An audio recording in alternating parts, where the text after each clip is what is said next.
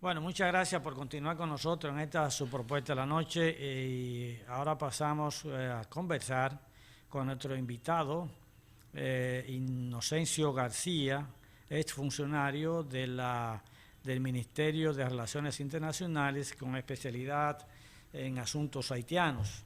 Inocencio García es una persona de gran experiencia en estos temas y otros tantos más, de manera que una conversación con él respecto del tema haitiano, podríamos nosotros, cuando hablo de nosotros, no estamos refiriendo a mí en particular, sino a ustedes que nos están viendo, que nos dirán ahora, pues sacar conclusiones mucho más objetiva, porque Ignacio tiene la particularidad de que no se apasiona ni se parcializa así tontamente, de manera que veremos razonamientos que podamos compartir mucho más, con más tranquilidad. De manera que bienvenido, Inocencio García. Muchas gracias de nuevo por la entrevista ahora en en este nuevo espacio, ¿no? Así es, porque ya veníamos con Inocencio pues de programa en programa y de canal en canal. Exactamente. Nada más nos faltaba el canal de la Mona. Solamente.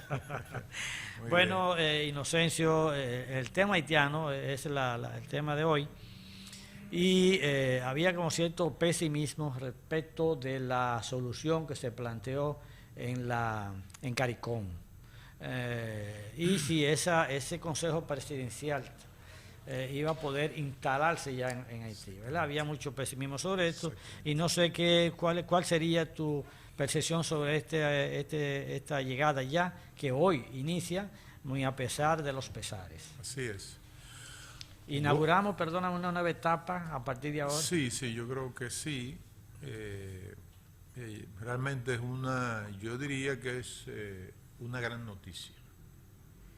Es una gran noticia porque, bueno, todos sabemos, tanto a nivel de nuestro país como a nivel de la comunidad internacional, está muy consciente de cuál es la tragedia, ¿no?, que vive la familia haitiana, la población haitiana en sentido general. Eso se puede calificar realmente como un verdadero holocausto, ¿no? Y lamentablemente es un holocausto que lo están produciendo los mismos haitianos, a ellos de manera interiormente. Lógicamente que hay que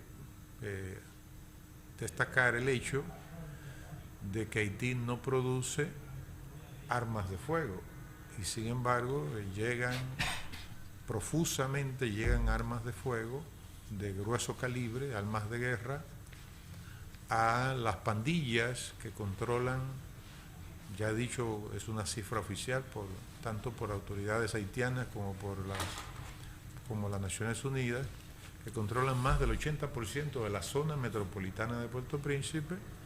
Entonces estamos hablando de que están controlando la capital política, ¿no?, de ese país, del vecino país que es Haití. Pero bueno, concentrándonos en esta noticia que en el día de hoy, el Consejo Presidencial de Transición, ahí están ustedes han puesto que bien que pusieron los miembros, son 7 miembros con derecho a voz y voto y 2 miembros solamente con voz de la sociedad civil. Pero que yo, por ejemplo, querría destacar de esta composición, bueno, el hecho es de que hay una amplia representación de los partidos políticos principales, pero además hay que destacar que es gente académica, exministros de varios gobiernos y también legisladores, senadores, ¿no? Bueno, uno de ellos fue el anterior embajador de Haití en la República Dominicana, que forma parte de los 7 miembros con voz y voto, que es el señor Smith Agustín, que es el que está con la corbata como medio morada a la izquierda. A raya. A raya, exactamente, con rayas blancas.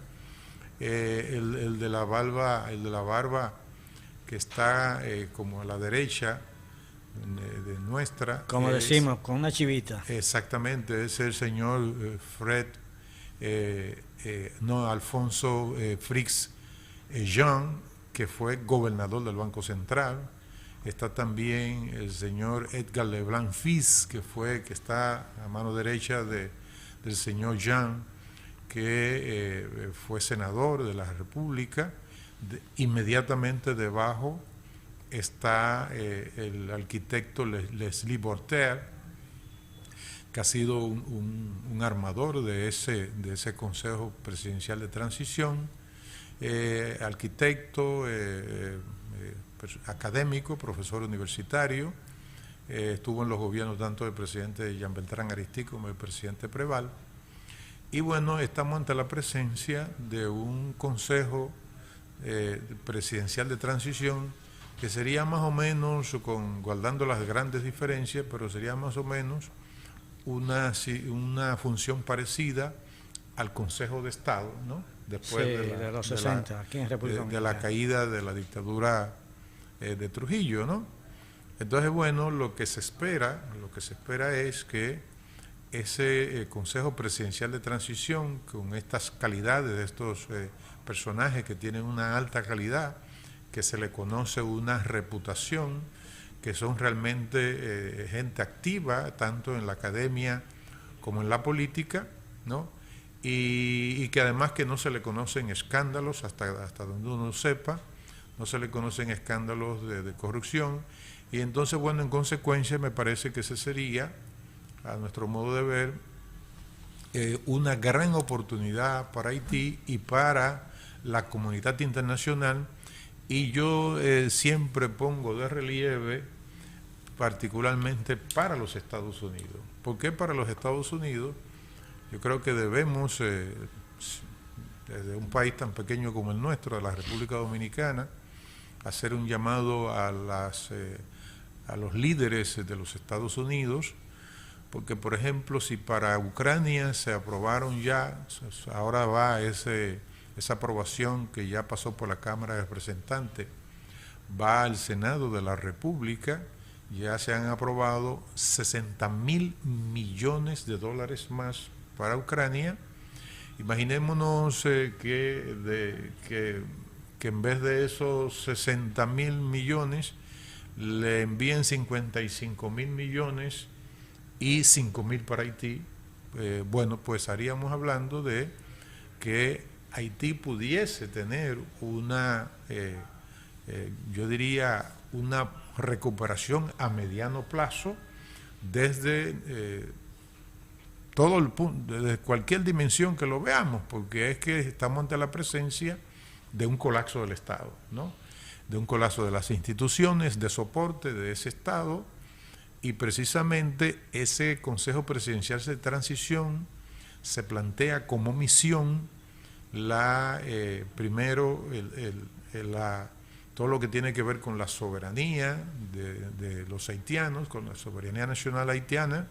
Se plantea también la reforma constitucional y institucional, y como misión todo lo que tiene que ver con las elecciones, con la formación del Consejo Presidencial, con el Consejo Electoral Provisional, que yo me imagino que si se logra en Haití una reforma constitucional, bueno, de seguro que los asambleístas, los constitucionalistas que le toque estar en la presencia de esa reforma constitucional van a tomar en cuenta de que ya no deben tener un consejo electoral provisional, porque precisamente esa provisionalidad atenta contra la gobernabilidad en Haití, y además de que la Constitución haitiana le atribuye unas capacidades al presidente de la República precisamente para nombrar miembros en el Consejo Electoral Provisional, en el CEP, como se conoce por su sigla. En consecuencia, bueno, estamos ante la presencia de una especie de una pequeña luz en ese túnel oscuro en que Haití ha caído por esta situación trágica de que quienes están dominando ese país son alrededor de 200 bandas, ya una cifra oficializada. Actúan 2 federaciones de pandillas, la G9 y la GP, ¿no? Entonces, bueno, pero también tenemos que decir lo siguiente: ese Consejo Presidencial de Transición, si bien es cierto que los haitianos son los que tienen la mayor responsabilidad para afrontar los gravísimos problemas económicos, ambientales, de seguridad alimentaria, de seguridad ciudadana, de no control del territorio nacional, de la cantidad de asesinatos, secuestros, que solamente en el 2023 con respecto al 2022, los homicidios aumentaron en un 121%, ¿no? Para que veamos la tragedia que está viviendo Haití. Y en la última semana señala Naciones Unidas que hubo 15.000 desplazados, que se suman a los 300.000 desplazados que ya se habían acumulado desde el asesinato del presidente Jovenel Moïse hasta la fecha. Y en esta última semana pasada estamos hablando de que Naciones Unidas calcula unas 15.000 personas. Es decir, todo el tejido social, ¿no? Está fracturado en Haití. Entonces, cuando decíamos que si bien es cierto que son los haitianos los mayores responsables, son ellos los que tienen que afrontar su situación, pero Haití necesita que la comunidad internacional, y cuando hablo de la comunidad internacional, léase Francia, Canadá, pero principalmente los Estados Unidos. Y entonces, bueno, el Congreso de los Estados Unidos debería considerar un paquete de ayuda importante de miles de millones de dólares, ¿no? Que necesariamente no tienen que ser, se puede hacer a través de un organismo multilateral que esté, por ejemplo, administrado por autoridades haitianas y por una entidad internacional, si es que no se le tiene, ¿no?, la confianza a poner el dinero en manos de las autoridades haitianas.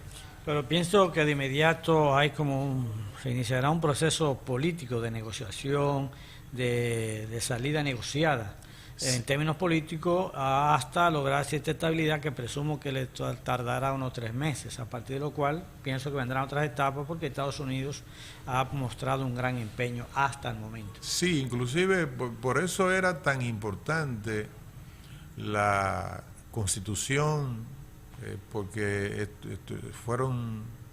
cuando uno conversa con uno de los miembros de ese Consejo Presidencial de Transición, uno de los oficiales, los que tienen voz y voto, bueno, eso fue una tarea realmente titánica para llegar a esa arquitectura que se ha llegado en función del acuerdo del Hotel Montana del año 2021. Esa fue la hoja de ruta. Y finalmente, bueno, ha sido un gran logro porque ponerse en Haití, al interior de Haití, los partidos políticos, da mucho trabajo y realmente fue una labor titánica, una labor de orfebrería para que se llegara al resultado que ya nosotros estamos comentando. Bueno, hay un primer ministro interino, que es el señor Michel Patrick Boisbert, que era el primer ministro interino a la salida a la dimisión del primer ministro Ariel Henry, que es ese señor que está ahí dirigiendo la palabra, ¿no? Designado hoy. Y entonces, a la vez, para un poco darle como continuidad, y yo me imagino que ese habrá sido la medida, la salida política, para darle continuidad y de que no haya una fractura con el gobierno de facto anterior, que presidía el primer ministro Henry. Entonces, bueno, han puesto como ministro interino, primer ministro interino, a ese señor que ustedes presentaron ahí, el señor Michel Patrick Boisbert, que, bueno, cuando uno también ve el currículum, es también una persona con altas credenciales políticas y académicas. El caso que vimos que este Consejo Presidencial que ya hoy se instala en Haití, más un nuevo primer ministro, da idea de que hay una solución y de que este grupo que llega no queda desamparado. Así es. Pero no obstante, dada el tema de la violencia que desatan las pandillas o los llamados grupos de pandilleros, que expresión con la que no estoy muy de acuerdo, pero ¿hasta dónde podrían controlar ellos una posibilidad de paz o de tranquilidad para que pueda haber un bajadero tranquilo? Bueno, el hecho de que se haya ya formalmente constituido y juramentado este Consejo Presidencial de Transición, como decíamos, da la oportunidad, o sea, abre muchas ventanas, ¿no? La primera ventana, que yo creo que es la más importante, es que la comunidad internacional gira la mirada, que estaba de espalda a esa situación haitiana, gira la mirada hacia ese Consejo Presidencial de Transición, y eso para nosotros debe ser muy relevante, porque ya estamos hablando de que a partir de ahí se pueden sentar este Consejo Presidencial de Transición, tienen que abocarse a la elección de un primer ministro, tienen que abocarse en el marco de la hoja de ruta a la conformación del Consejo Electoral Provisional. Perdóname. Como tú hablas de una hoja de ruta, y para que los amigos nos están viendo tengan alguna idea, esa hoja de ruta quiere decir que ellos llegaron ya con todo un plan de actividad que tiene todo desde una A hasta una Z. Así es. O sea, ahí está en esa hoja de ruta la reforma constitucional, está en esa hoja de ruta la conformación del Consejo Electoral Provisional, inclusive están como de manera innominada, están los sectores que deben conformar ese Consejo Electoral Provisional. Y para que la sociedad dominicana tenga una idea, en ese Consejo Electoral Provisional está la Asociación Nacional Vudú, el representante, ¿no? Que es el señor Agustín Saint-Claude, que es el jefe vuduista a nivel nacional. O sea, para que veamos la característica de nuestro vecino país, ¿no? Es decir, la parte de la religiosidad popular haitiana, que es el vudú, participa en el Consejo Electoral Provisional, y entonces, bueno, hay toda una serie de características, ¿no? De quienes deben, porque también hay una definición de quienes deben pertenecer a ese Consejo Electoral Provisional. Entonces también eso forma parte de la hoja de ruta. Y entonces en el marco de esa hoja de ruta también, Ángel, está lo que es la constitución de un Consejo de Seguridad Nacional, ¿no? Que es lógicamente el que debería o que deberá enfrentar todo el tema de seguridad nacional y de seguridad ciudadana. Okay. En la medida en que esa hoja de ruta esté ya plasmándose, la esperanza que debemos nosotros tener es, y los mismos miembros del Consejo Presidencial de Transición, es de que empiecen los actores internacionales a sentarse para precisamente apoyar todos los planes y proyectos que se deriven de esa hoja de ruta.